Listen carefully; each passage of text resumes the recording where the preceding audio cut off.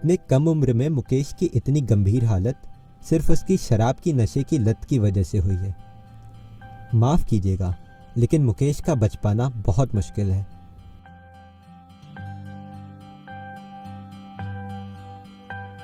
और मास्टर जी कैसे हैं? अच्छा हूँ पटेल जी। क्या हुआ मास्टर जी, कुछ परेशान नजर आ रहे हैं। क्या बताऊँ पटेल जी, आजकल मुझे सांस लेने में बहुत तकलीफ हो रही है। पता नहीं क्यों ऐसा हो रहा है। क्या वर्मा जी, हाथ में सिगरेट है और आप पूछ रहे हैं क्या कारण है?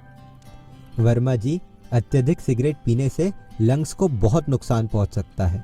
आपको बहुत सारी बीमारियां भी घेर सकती है।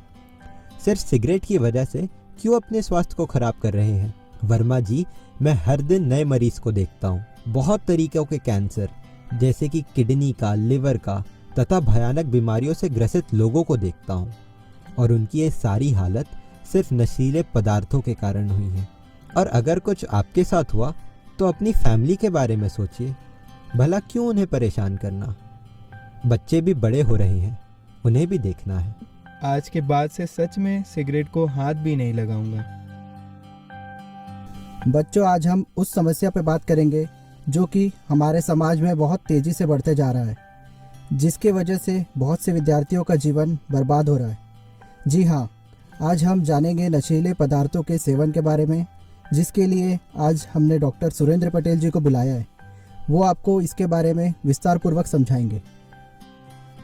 बच्चों, मैं आपको धीरज नाम के लड़के की एक कहानी सुनाता हूँ। धीरज एक ऐसा विद्यार्थी जो पढ़ाई में बेहद होशियार था, अपने पेरेंट्स का लाडला और माता पिता की सारी बात मानने वाला बेहद प्यारा लड़का था।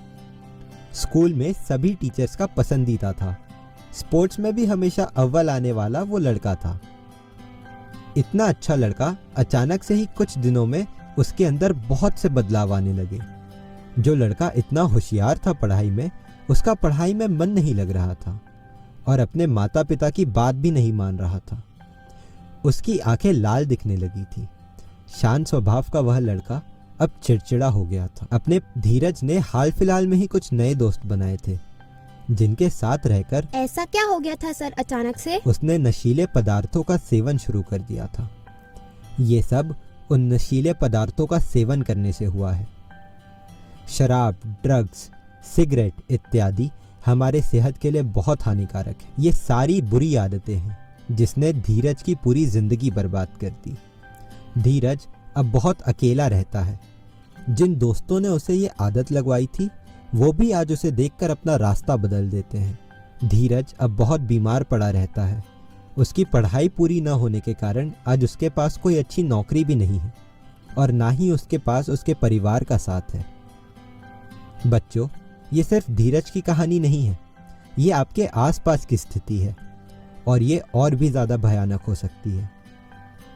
इसलिए मैं आपको यह बताना चाहूँगा कि कभी भी ऐसी दोस्ती ना करें, और अगर आपका कोई दोस्त है जो इन नशों में पड़ गया है तो उसे समझाइए कि ये सारी चीज़ें हमारे मानसिक और शारीरिक स्थिति पर बहुत बुरा असर डालती है। ऐसे बच्चे का पता लगने पर टीचर्स को उन्हें दंड नहीं देना चाहिए, बल्कि एक सुरक्षित और विश्वसनीय वातावरण बनाकर उन्हें समझाना चाहिए।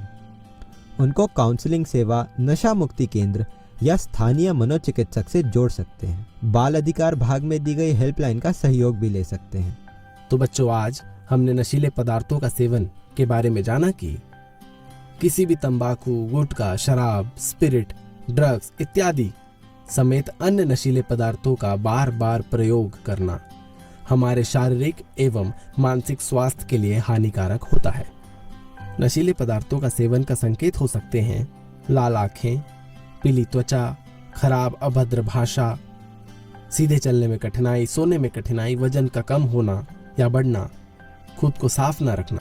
नशीले पदार्थों के सेवन से सबसे स्पष्ट संकेत प्रभाव व्यवहारिक होते हैं, जैसे ध्यान केंद्रित करने से कठिनाई, ध्यान केंद्रित करने में कठिनाई, झूठ बोलना या धोखा देना, बहुत अधिक सुस्त या सक्रिय होना, खुद को नियंत्रित ना कर पाना, परिवार या दायित्वों के प्रति लापरवाही, खुद को चोट पहुंचाना, उन गतिविधियों में रुचि जिसमें वे पहले दिलचस्पी नहीं लेते थे।